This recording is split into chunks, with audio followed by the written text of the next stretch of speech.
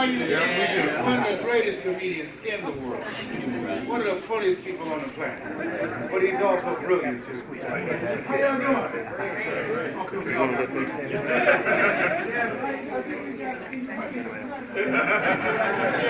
What's up? You doing there, Juan? Juan is a bad thing. Juan, everybody let's say recessions. Restores. Resourcefulness. Juan was raised with projects in Mississippi. Wanted to come to California and go into music. I talked about him on the air today.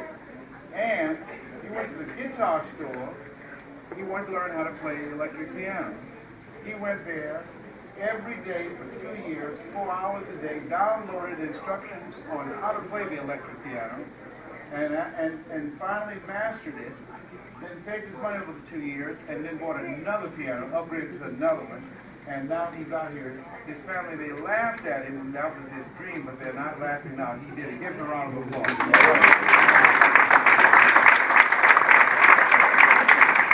How many of y'all listen to the program every day? Raise your hand. Oh, fantastic. Y'all spread the word? Oh, that's about half of you. Yeah, okay, the others that don't listen, we will know you by your lip. How many of y'all got some goals you want to achieve? Very good. I want to share something with you. First of all, I'm very glad that you're here, and I'm very glad to be here. And this is just to be in this setting and to be around people like Al and Ronnie and Chip who are committed to helping people to live their dreams.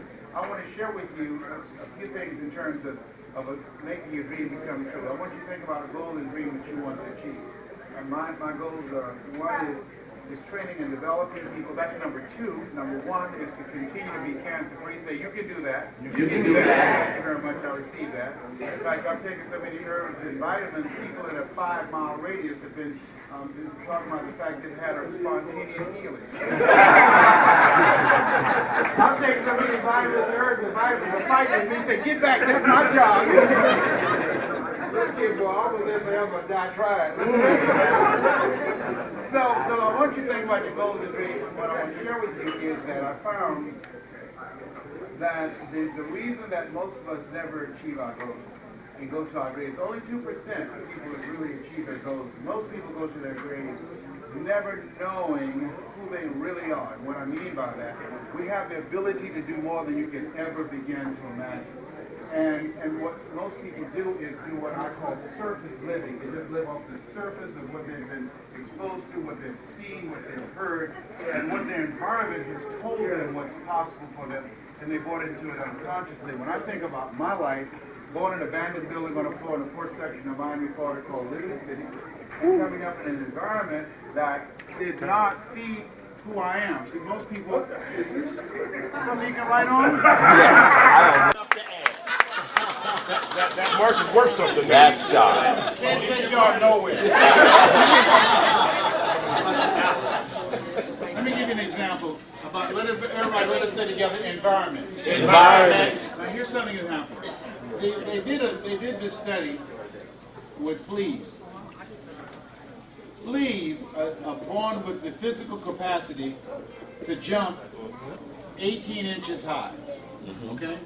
Now, if you put fleas in, let's say, a 10-inch jar, and you put a top on it, the fleas will jump up and down, and you listen, and they did this, they'll hit their heads. Then after a while, they'll jump up and down, and they'll jump just below 10 inches. Right. Okay? And those 10 inches represent symbolically for us rejections. Anybody ever been rejected before? Oh, yeah. Anybody been told no before? Okay, anybody has some obstacles to overcome? So after a while, they jump up and down, and then you listen, they'll jump up and down, and they won't hit their heads anymore. Now here's the tragic part. When they take off the top, even though the top is now off, the fleas have the physical capacity to jump 18 inches high. They will jump just below 10 inches. Right. They won't jump out. I'm an example. Had a talk show, and the show was canceled. I didn't start immediately seeking to start Les Brown production, seeking to go to some other syndicators and say, would you syndicate me? I got a good product. My first rating period was 3.7. I didn't do that. You know what I did? I retreated. I was embarrassed. I was humiliated. and I was waiting for somebody to call me and say, hey, would you come to a show? Guess what? The phone never rang. Never rang. All right? Now, so here's the tragic, real tragic part. When the fleas have little baby fleas, when they become adults, even though they're born with the physical capacity to jump 18 inches high, the baby fleas will jump just below 9 inches. Why? Because of what they saw, because of what they see, because their environment. Environment, the place where you are, is more important than people. God made a place for us before He made people. Wow. So there are places where you will thrive. A friend of mine, he used to play professional football, Larry Littles, and he was, when he graduated from Bethune-Cookman College, he went to the San Diego Chargers. He didn't do well there, and they traded him to the Miami Dolphins for like $1 and one other player. But he became an all-star offensive guard, inducted into the Hall of Fame. Very seldom that offensive guards inducted into the Hall of Fame. But Larry was so outstanding in Miami that he was inducted into the Hall of Fame for 12 years this time. Mercury Morris and all of them were there. What happened? He went from San Diego to Miami, different place. There are some places that we will thrive in, and there are some places that is just not your place. Bishop T.D. Jakes was in West Virginia, and he had around 400, 500 people for his ministry around 20 years. Then he moved from West Virginia to Dallas, Texas, and he attracted over 30,000 people. Everybody repeat after me, please. Go where you celebrate it. Go where you celebrate it. Not where you tolerate it. Not where you tolerate it. Some of y'all been feeling tolerated. Yeah. And so there are places where you will thrive and grow. And so I want you to think of, so environment plays a major role. So the other piece is that as you look at that the EPs, that's environment and people. As you think about your goals and dreams, you got to look and see where you are. Does the place where you are, does it feed you? Does it ignite your energy, or does it suppress your energy? And then you got to look at your relationships. Dr. Dennis Kimbrough out of Atlanta said, if you're the smartest one in your group, you need to get a new group. New group. How many of you know that one person can drain your energy? Raise your hand. Well.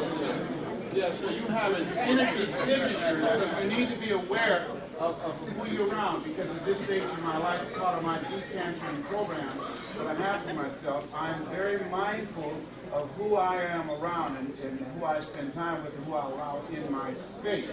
Because if you have a person in your space, people around you that don't contribute and they're not nourishing energy to you, and they can drain your energy. When you are healing, you have to be in a very positive state of mind, and you have to have relationships around you that will feed your energy, not deplete your energy. Does that make sense? Yes. Dr. Johnny Coleman out of Chicago, she said, if you can't bring the people up in your life, for God's sake, don't let them take you down. And so a lot of people, because they're not mindful of energy, everybody repeat after me, please. You can run faster. You can run faster with 100. with 100 that want to go that want to go. than with one around your neck. How many of you know that's true, right? Yes, how many of you ever felt like somebody's around your neck? Yeah, so you got to look at the people in your life, and you got to ask, what is this relationship doing to me? One of the things happened to me at CBS, when Dr. Laura was gone, they spent thousands of dollars promoting and advertising their shows. So about 2 weeks ago, they were checking my ratings and said, look here, last year, this year, Dr. Laura had very high ratings. I said, how many years have been in this market? Many years. And how much money have you spent promoting her? Thousands of dollars. And not one news release on me. So well, we're comparing it, but here's what I realized. Everybody says more than one way to skin a cat. There's more than one way to skin a cat. How many of you help me skin that cat?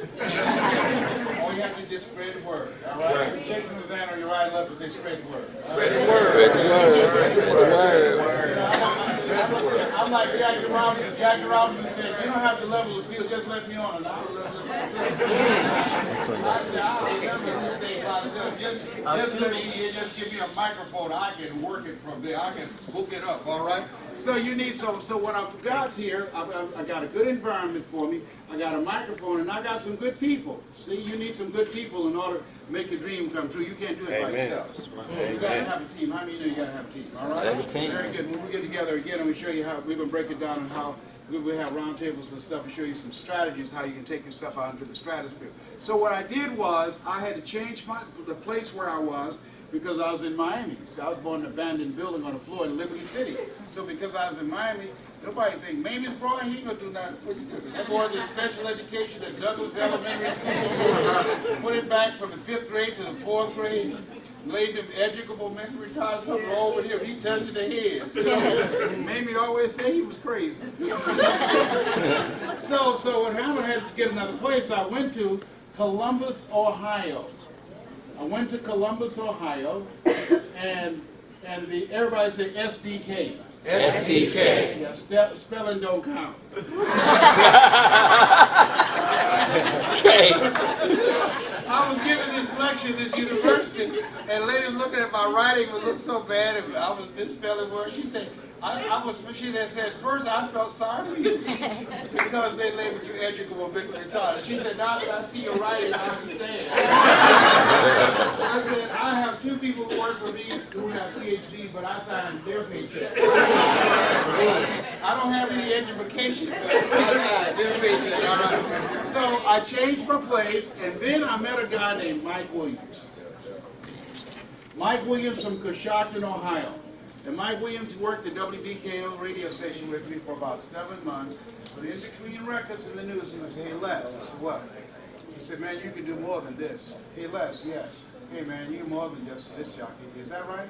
Come on, Mike. You know, at that time, LB, Triple Feet, Les Brown, your platter playing Papa. There were none before me. Therefore, that makes me the one and only youngin' singler, love to mingle, certified, bonafide, duly qualified to bring you satisfaction.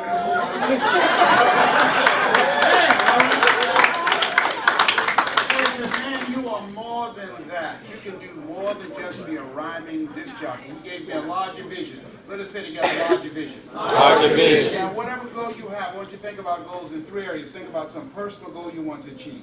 My personal goal is to continue to be cancer-free. As I speak to you, I will perspire different times. I will have hot flashes. I got a shot of what's called Lupron. What Lupron does, it kills the testosterone in your body, which cancer feeds on. So I have the shot, and so I will perspire. Now, it's an interesting thing, because I have these hot flashes. Now, women, they don't like hot flashes. You know, they don't bother me. But not only do I have the hot flash, but I get women to see it. Oh, so I got a lot. Why did you just keep on telling me that I could do more? He said, I thought my job was to stay in your ear, Les, and just keep on saying, hey, man, you got greatness in you. So every day when I come on here, you hear me say, you have greatness within you. I can't see you, I don't know you, but based upon my own experience, I know that, thank you so much, that you can do more than you can ever begin to imagine. So he just kept dripping on me, just dripping. Faith comes by what? Hearing and hearing and hearing. He kept dripping on me. And finally, when he spoke one day when he spoke, it kind of clicked. How many ever heard something and then one day you really heard it? Okay, so that day something clicked when he said it. Something clicked when he said it.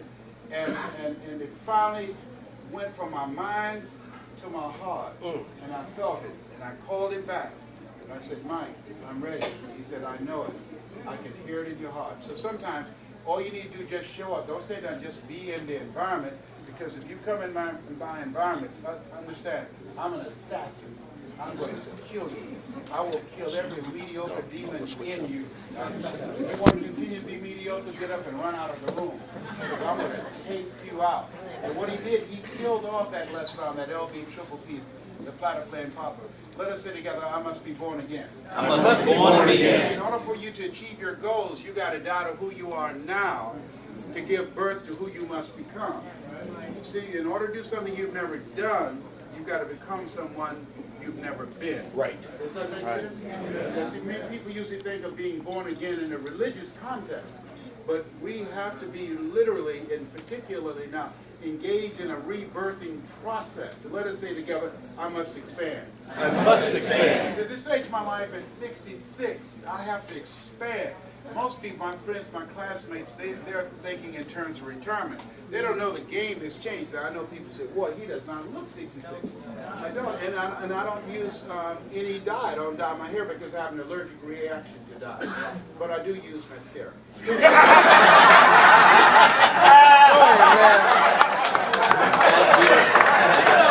we be real? We family here. We family here. My children said, Daddy, you know, you look distinguished with your gray hair. I said, 66, I'm not trying to look distinguished, I'm trying to look young. But Michael, I had to give this speech in Atlanta in the Georgia Dome to over 80,000 people. You can see it on YouTube. The title of the speech is called, It's Not Over Until I Win. And so at the end of that speech, I was backstage and somebody from the Department of Commerce was there. And they said, Mr. Brown, our speaker canceled. We're in an emergency situation. Can you give a speech for us? We know you're tired. I said, no, I'm tired. They said, we can pay you a full fee of $25,000. Okay. I said, as long as That's right. you know, people say money won't make you happy, but everybody want to find out for themselves. Right? So I went over to this place in a very intimate setting, and so I went in the restroom, you know, I looked in the room and saw people very close to the stage, so I put my little mascara on and give a little touch up and everything. So I came in the room, Michael, and she wanted everybody to know she knew me. So she said, there he is, Les Brown, and she kissed me on the cheek, and I kissed her on the cheek, and left this big black spot. So I didn't know what to say, so I just sat down. So people started saying, there's something on your face. And so she looked at me, she said, what are they saying? I said, I don't know. So finally this nosy lady came up there and went in the purse and gave her a mirror. Now nobody asked her. Getting in the Kool-Aid, don't know the flavor. So she looks at the bill, sees the big black smudge on her face, looks at me, said, how did this get here? I said, I don't know, you think baby this rubs off? The reason I told you that, when you go to the table getting the tapes, ladies and gentlemen, when I now kiss you on the cheek, don't worry, I now use waterproof matter. Sometimes my brother's got to do what he's got to do. Every day, you have something special. You have greatness within you. And I'm saying it with conviction for a purpose, to break through the conscious mind, to get to that subconscious mind, to let us say together, my private voice. My private voice. How many ever done something you said, I can't believe I did that? Raise your hand. Yeah. 9 out of 10 choices we make come from our private voice. That's what psychologists call it self-explanatory style. That's that voice that governs our behavior. And so we have to actively engage in a process to change that private voice. That's the value of listening to Choosing Your Future, and the value of listening to 4 Stages to Greatness. And so this is designed to restructure your thinking. These are the tools of Dr. Carter G. Woodson said, if you can determine what a man shall think, you never have to concern yourself with what he will do. He said, if you can make a man feel inferior, you never have to compel him to seek an inferior status, for he will seek it himself. And if you can make a man feel justly an outcast, never have to order him to go to the back door. He'll go without being told. If there's no door, his very nature will demand one. And so we've got to have tools to begin to transform our mindsets. Corporations spend $58 billion a year to transform mindsets. I'll never forget a family that my mother worked for in Miami Beach. Mama was a domestic worker. And we ate the food left over from the families that Mama worked for. These were very kind and generous people. They said, maybe whatever food is left over, you can pack it up and take it home to those children that you have adopted. And I'll never forget, David Sadursky, his father, celebrated his birthday. He bought him a boat and he gave him something. He gave him a set of motivational materials. And he says, David, this is more important than the boat. And so he said, I want you to listen to them. So when his father left, David took those audio programs by Earl Nightingale called The Strangest Secret in the World. He threw them in a wastebasket. So I said, hey, man, your father wants you to listen to these. He said, we go man down, we get everything anyhow. So I said, do you mind if I listen to them? He said, no. So he gave them to me. And I started listening, and it began to transform my mindset. But what got me, what his father said to him, he said, David, you want to be successful? He says, rule number one, he says, watch wealthy people and do what they do. Rule number two, watch poor people and don't do what they do. Okay? Now, what you'll find here in Los Angeles, we have a culture where people spend more money for entertainment than they do for things to empower themselves, to retrain their thinking, their private voice. And I can just tell you this works. Let us say together, the proof is in the pudding. A major corporation, a major pharmaceutical company paid me. Now, mind you, I was labeled educable, mentally retarded in the 5th grade, put back from the 5th grade to the 4th grade, failed again when I was in the 8th grade. After listening and retraining my thinking by Mr. Washington, he said, Mr. Brown, yes, sir, go to board and work the problem out for me. I said, oh, I can't do that, sir. Why not? I'm not one of your students. He said, look at me. I said, yes, sir. Go to the board and work the problem out anyhow. I said, I can't, sir. And he said, why? And the other students started saying, he's DT. That's Leslie. That's not Wesley. He's a twin. But his brother's very smart. I said, what does DT stand for? He's a dumb twin.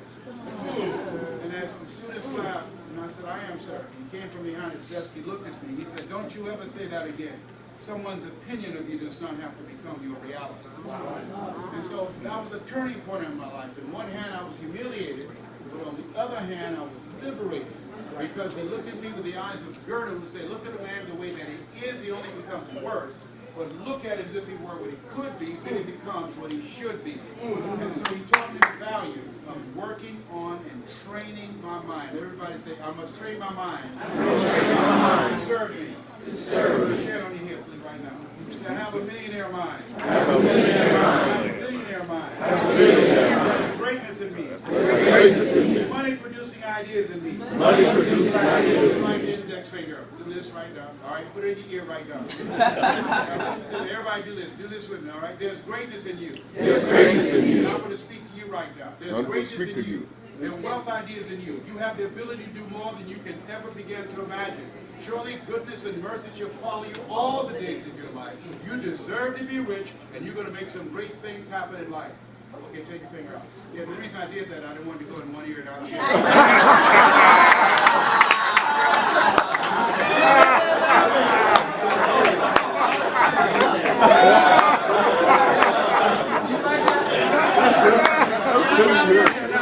all I have to do is water that now.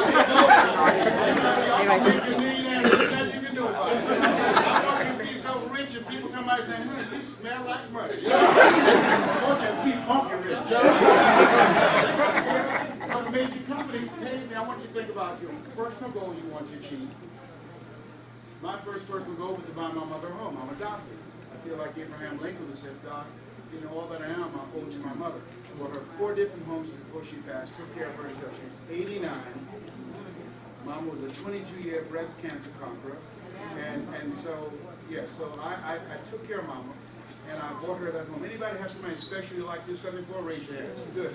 I want you to think about it. I'm going to show you the process. And then I want you to think about your financial freedom number. What's your financial freedom number? I want you to think about that number. Think and pull up one mentally, and whatever that number is, I want you to multiply it 100 times. Whatever that number is. Now notice, when I say this, I don't laugh. The reason I say this, and what I want to warn you, don't ask yourself how you're going to do it. How is none of your business. He said, lean not unto thine own understanding. In all thy ways acknowledge him, and he shall direct thy path. I didn't do what I'm doing now for 14 years because I thought about the goals that I wanted to reach, and my heart said, I can do that. Then my mind said, how? And because we are trained about our thinking to be logical, practical, and realistic, I couldn't conceive of it. But my favorite book says, eye has not seen.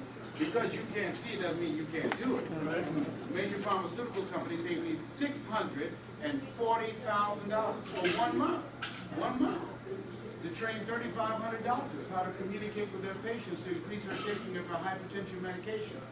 Monday through Thursday, 1 month, $640,000. A lot of people work a whole year and don't make that. You know, I just spoke with Walmart about 3 weeks ago. Seriously, people work a whole year and don't make that. Am I right? Right. I spoke with Walmart for about 3 weeks ago. They paid me $25,000 to speak, and I spoke for 19 minutes. And said, Ms. Brown, I know you're supposed to speak for an hour, but we don't mean to insult you, can you hold it for 19 minutes? I said, sir, I can do 10. Check is already peeing.